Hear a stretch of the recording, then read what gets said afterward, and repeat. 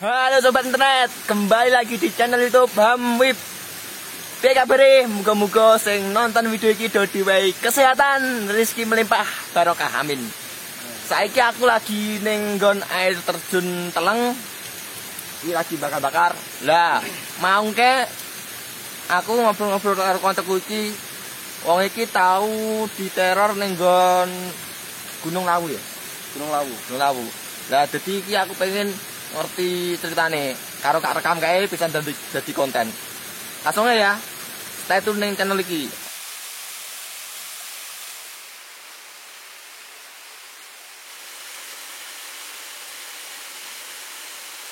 Oke, assalamualaikum warahmatullahi wabarakatuh. Perkenalkan, nama saya Muhammad Alvan. Saya adalah pegiat alam, khususnya di pendakian gunung. Jadi tadi kita sudah ngobrol-ngobrol waktu main bersama Mas Yuli dan Mas Ilham, dan kita nyeletup di cerita horor ya Mas ya? Ya. Cerita horor. Nah, kebetulan saya punya beberapa cerita horor ketika naik gunung. Yang namanya orang keluar masuk di hutan, apalagi di gunung, itu tentu saja punya cerita tersendiri.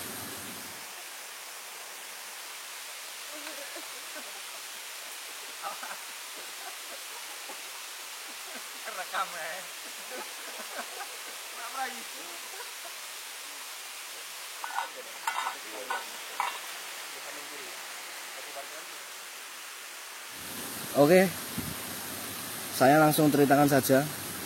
Kebetulan kejadian ini sudah agak lama. Ini pendakian saya di tahun 2019 Mas. Ya. Di tahun 2019 mau naik ke Gunung Lawu via jalur Cemoro Kandang. Waktu itu weekday, jadi jalur pendakian sangat sepi. Rencana naik itu awalnya berempat. Nah, tiga orang dari Ngawi dan satu orang dari luar kota. Saya sudah nyampe di base camp pada pukul 11 siang. Pada pukul 11 siang saya nyampe base camp. Kemudian menghubungi teman saya tadi yang dari luar kota. Ternyata dia berhalangan ikut. Jadi kita memutuskan untuk registrasi langsung di jam setengah 12 siang itu. Kita registrasi lalu packing. Kita registrasi bertiga Mas. Dan saya, Mas Ipan, sama Mas Alip. Tapi aman ya cerita nih? Aman, insya Allah aman. Terus waktu itu sudah menunjukkan pukul 12. Kita habis registrasi dan packing sudah menunjukkan pukul 12. Kita break dulu jam 12. Kita sholat zuhur dulu. Kebetulan waktu itu juga sudah zuhur. Kita memutuskan untuk sholat. Habis itu kita jalan. Nah, di waktu kita registrasi sebelumnya, kita balik lagi sebelumnya, saya sempat tanya sama pihak base camp, Mas, ada yang naik nggak hari ini? Kan di parkiran motor itu ada beberapa motor. Katanya ada 6 orang dari daerah Blora, Jawa Tengah ya Mas ya, Blora. Itu 2 cewek dan 4 cowok. Dia barusan katanya naik. Ketika saya nyampe di base camp, mereka sudah naik. Nah, singkat cerita kita mulai jalan di jam setengah 1. Setengah 1 kita mulai jalan. Sampai pos 1 kita tidak bertemu orang.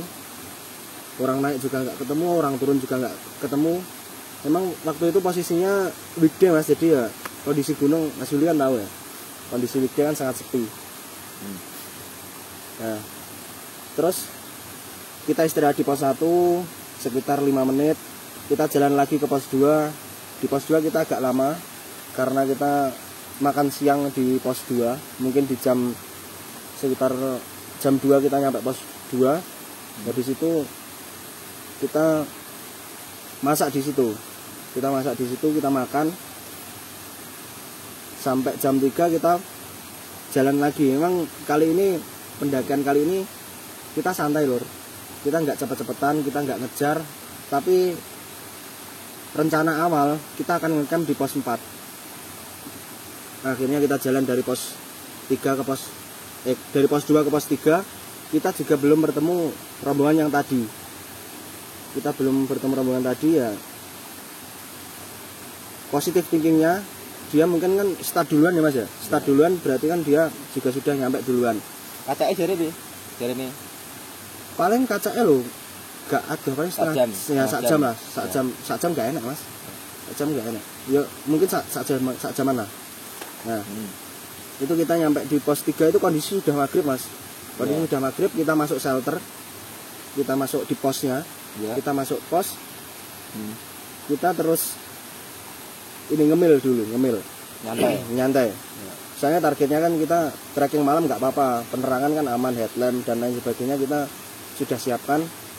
Nah, nyampe pos 3 tadi habis maghriban, kita habis maghrib kan suara azan masih kedengar Mas nih di pos 3 itu masih kedengar dari pos 3 ini. Dan kondisi pos 3 itu dari jalur pendakian ini pos 3 ini di sebelah kanan, shelternya sebelah kanan, terus depannya ada lapangan buat camp, sampingnya juga bisa. Tapi di situ memang awalnya belum kepikiran yang aneh-aneh sih Mas. Kita ngemil, habis itu mau masak lagi. Kebetulan teman saya yang satu Masipan itu belum makan tadi di pos 2. Kita masak di situ. Habis masak kita packing lagi. Terus mau nyalain headlamp Mas, itu nggak bisa. Nyalain apa? Headlamp, lampu center. Ya. Itu nggak bisa, pertama nggak bisa.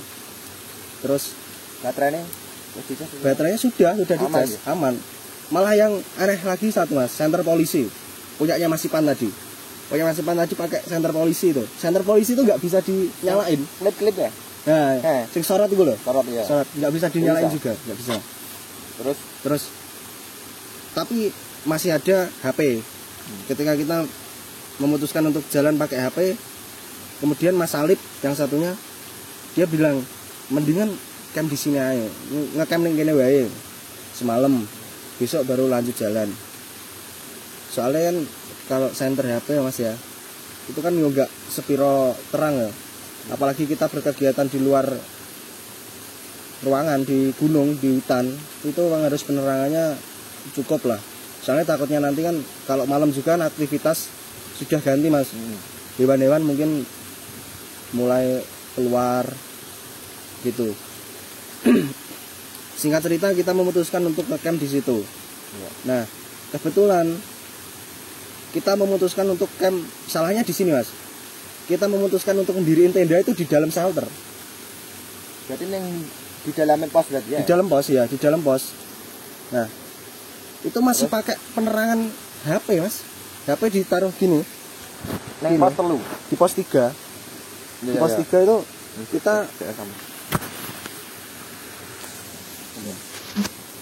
diriin tenda di situ. Nah, waktu pendirian tenda ini kita mulai mengalami hal aneh. Sebenarnya menurut saya belum aneh, tapi mungkin menurut teman-teman sudah aneh. Jadi ketika tenda mau didirikan, itu tiba-tiba frame-nya pecah Mas. Satu frame pas di tengah itu pecah. Pecah pasar masang apa? Pasar masang. Tiba-tiba pasar didekne kuwi moro-moro pecah. Ya. Padahal kondisi tenda, kita pakai tenda ray tipe Elliot. Kalau teman-teman tahu, itu kan tendanya langsung klip-klipan itu lah. Ketika tenda baru frame mau didirikan, itu udah pecah. Nah, terus singkat cerita, frame tadi ditali pakai gelang seperti ini. Ada beberapa teman diakali ya? Nah, diakali pakai gelang itu bisa berdiri Mas. Ya. Bisa berdiri. Terus suasana di situ memang sangat sepi, langsung sunyi. Kita cuma bertiga. Dan yang Mas Salib tadi udah tidur, saya cerita-cerita sama Mas Ipan. Dia malah menceritakan horor. Sebenarnya kan cerita horor di gunung tidak direkomendasikan. Ya ada gini. Nah, apalagi kita juga di luar ruangan, kita cerita horor yang di sini. Kita nggak tahu di sini ada apa ya. Maaf ya Mbak.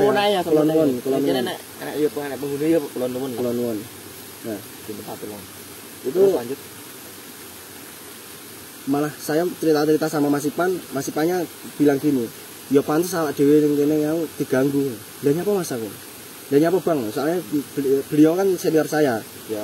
Nah, itu katanya, "Lah awak dhewe ning kene apa wis izin?"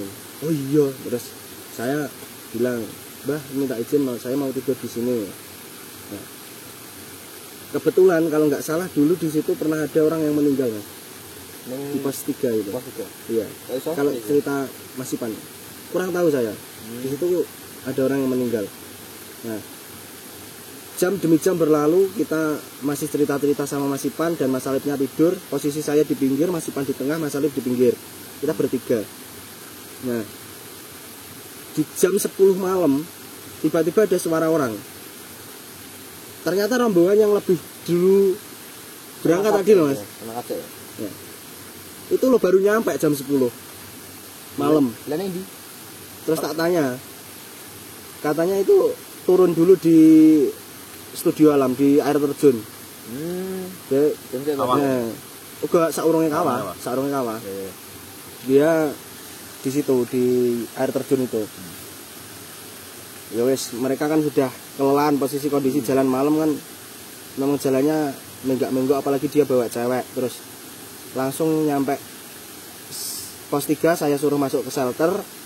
Terus saya bikinin kopi. Ada 6 orang itu saya bikin 4. Karena kopinya juga terbatas. Saya bikin 4. Habis itu mereka minta tolong buat diriin tenda. Kebetulan mereka bawa tenda 2. Untuk yang cewek sendiri, untuk yang cowoknya sendiri. Cowok cewek berarti ya? Ya, cowok cewek. Ya. Nah, kebetulan yang cewek ini dikasih tenda Eger kapasitas 2. Saya suruh dirikan di shelter, di dalam shelter sama samping tenda saya gitu. Jadi agak hadap-hadapan, dia di depan di depan pintu. Nah, pas saya pasang tenda si cewek, padahal itu frame-nya alloy Mas. Frame alloy itu frame-nya besi. Dari besi. Dia pakai tenda Eger yang flash 2 itu kalau nggak salah tipenya.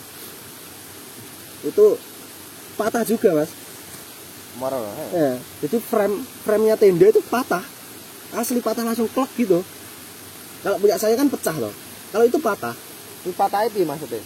Pas harus dipasang ini, pas harus didek nih Mas, harus didek nih. Kan frame-nya kan hilang ya. Oh iya. Nah. Oh pas harus ngadek lagi ya? Iya, pas harus ngadek itu meretek. Tek gitu.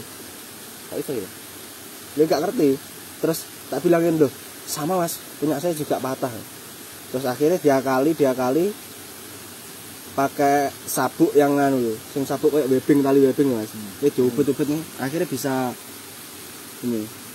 berdiri. Nah, terus yang satunya lagi didiriin di depan karena tendanya agak besar, nggak cukup di dalam. Kita diriin di depan. Tendanya kapasitas 6 kalau nggak salah. Tendanya besar, ada terasi gitu, kalau nggak salah waktu itu. Nah, itu yang ngono Mas. Ketika didirikan loh, mulai jam 10:30 kalau nggak jam 11 malam. Itu didiriin 1 jam loh, nggak bisa berdiri. Frame yang depan itu kayak anu Mas, kayak frame teras loh. Jadi tendanya itu modelnya teras. Nanti kita kasih tahu tendanya modelnya seperti apa lor. Jadi frame yang di teras itu rasanya kepanjangan gitu loh. Pas saya kurangi 1 malah kependekan. Pas saya pasin lagi untuk setelan awal itu juga nggak bisa berdiri. Kalau dipaksa pun malah merusak tenda Mas. Iya.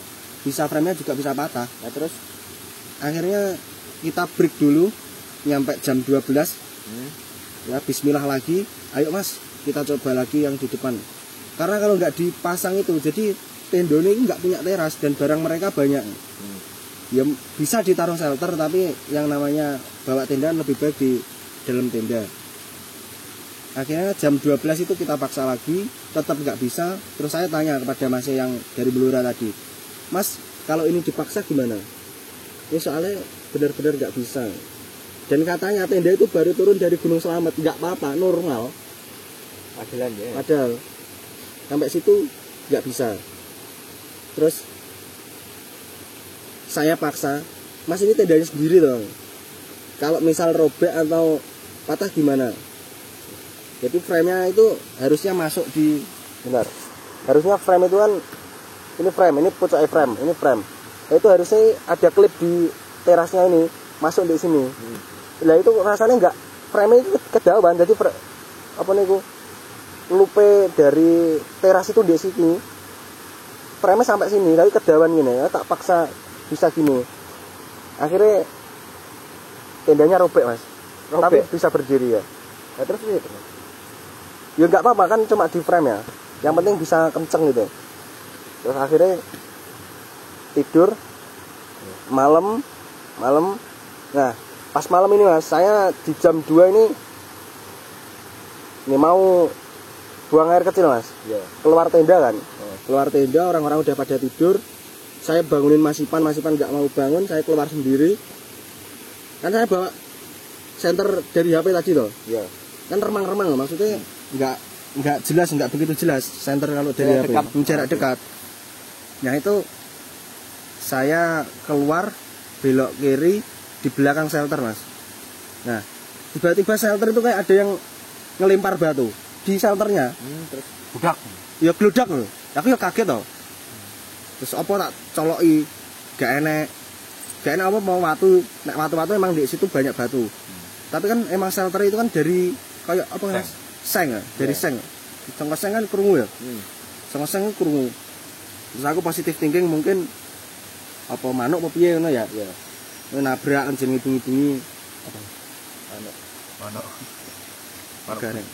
Aman. Mungkin malam-malam burungnya nabrak. Terus saya lanjut waktu pulang, waktu mau kembali lagi ke shelter. Jadi ini pintu shelter. Saya keluar di sini. Saya kencingnya di sini, agak naik gitu. Nah, itu agak naik. Terus pas waktu pulang, di sini kan ada pohon. Iya. Kayak ada orang Mas di situ. Tapi entah halusinasi entah apa.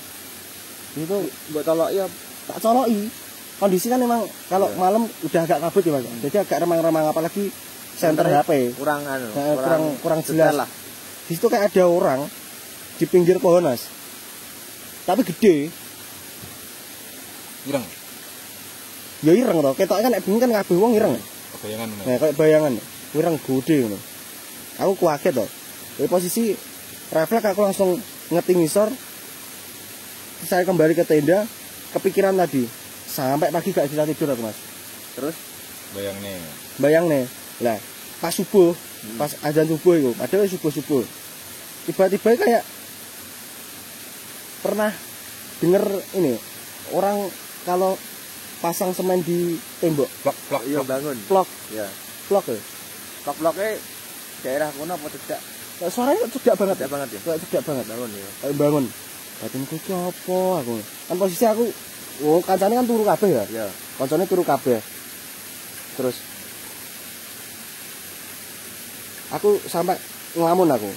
Kayak pikirannya kosong loh Mas. Pikiran sampai kosong. Lalu gak juga kancamu apa piye no? Enggak ya, tapi menang aja. Meneng ae aku nek ngono kayak meneng ae Mas. Gak oleh ya.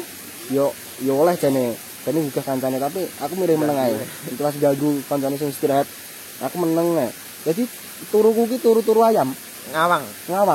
Turu iso mikir tekan ndi ngono kuwi. Ya aku merem aja bar buang air kecil. Merem tapi gak turu. Lah yang ngono kuwi lho. Tahu aku ya.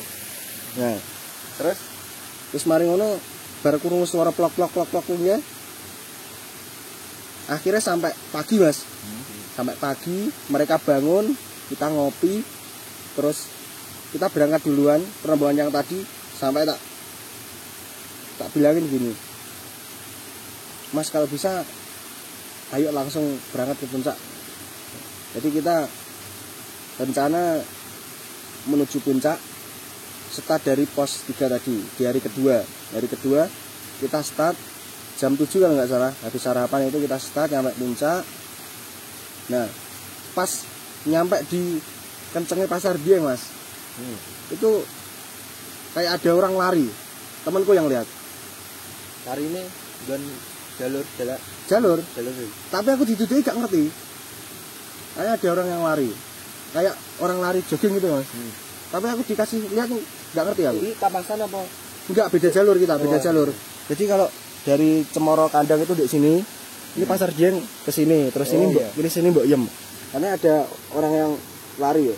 Terus aku mengabaikan kan nggak ada hal-hal yang negatif, tapi emang bener-bener semalam kok aku rasanya kayak diteror Ras.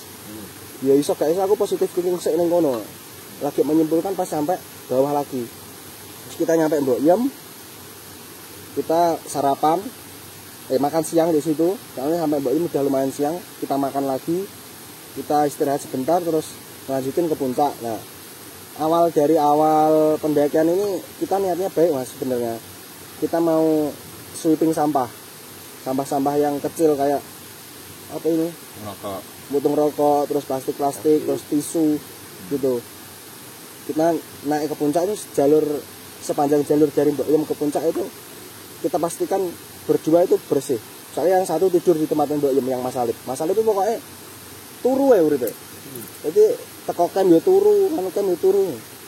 Terus kita akhirnya turun di jam 10 siang lewat jalur Cemoro Sewu. Rasanya rada kapok ngono. Jadi alat semua kita packing lagi dari pos 3 tadi ke puncak itu bawa terus. Enggak ke puncak enggak, kita tinggal ke Mbok Yem, di Mbok Yem. Jadi harus dari puncak turun Mbok Yem terus turun Cemoro Sewu itu nyampe bawah di jam 4-an. Tapi waktu itu kalau nggak salah musimnya pancaroba. Jadi kalau sore biasanya mendung kabut ya. Ya sebelum wadem sebelum base camp itu kan lewatnya kan hutan-hutan Mas ya. Nah di situ auranya itu ya beda. Terus beda terus merinding terus bar kuwi kayak ngambu dupo. Ngambu dupo. Ya mungkin beberapa cerita sing horor tapi gak pakai horor ya. Tapi aku sih penasaran kayak karo sing neploki semen iki lho. Iya. Wis apa ngono, bengi-bengi kok gabut men. Paling rumah. Ya, paling ya anu. Wargane ngono malah bangun mestinya ya. Terus kita ya sing intine aku terus izin terus arep ngalih aku pamit matur suwun wis olehne ning kene ya. Tapi yang matur suwun wis diganggu. Ya repot ya. Iya. Ini menurutmu piye? Horor. Nek mau nyimpulne piye? Nek posisi kondisi yang nek posisiku lho, memang kalau diceritakan beda tapi pas nglakoni lho, kayak pas metu nguyuh dhewe peteng terus moro-moro nek sing balang terus nek mengkorok. Iya. Aku tahu ini metu tentang anggo watu tahu aku ya. Wis rasane wis merinding. Aku pernah Mas dijawil. Dijawil apa nih? Ning gunung. Ya, jawil nggih. Kayak yo sing ngene lho. Dijawil. Pas lungguh aku. Tenan apa ora? Tenan. Terus lha piye? Menengah ya aku, tak ngono gak enak wong, padahal kancaku ning kene kabeh dijawil kene. Tapi apa yang mbok sing saka kene iki iseng jawil kok ya iso ta pamane ngene. Ya positifnya. Jadi semua itu harus dilogiskan. Kalau suara-suara itu setiap kali naik gunung mesti ada. Entah suara-suara alam sing sebenarnya enggak suara horor tapi menjadi horor itu ada. Biasanya ada orang nangis. Terus suara banyu kan kalau sepi kan ya bisa menyimpulkan apa. Ya mungkin itu Mas ceritanya yang untuk di Gunung Lawu. Ada beberapa cerita lagi mungkin next episode ya. Jadi beberapa jalur itu ada saya mengalami kejadian mistis. Dulu di 2018 juga pernah itu lewat Candi Keto. Itu juga agak mistis menurut saya. Ini cukup Mas itu ya. Oke lur, matur nuwun sing wis nyimak cerita iki dari Mas Alvan. Wes Instagrammu Mas? Instagramku Alvan_FRDS. YouTube belum punya. Ya, pokoknya di follow ya. Kah gunung. Oke buat teman-teman sing duwe cerita ngene iki, cerita horor apa cerita apa, langsung ae oleh ya. Ngobrol. Oleh ngobrol ngene iki. Ajeng kok ngecamp tipis-tipis ya kan tempat-tempat ngene iki. Yo siap agendakan ya. Ya untuk teman-teman yang di kawasan Kabupaten Ngawi mungkin membutuhkan alat pendakian, alat rental. Saya punya rental lur, bisa DM di Instagram juga. Instagram iki ya, apa Instagrammu? Alvan_FRDS. Lah iki langsung ya.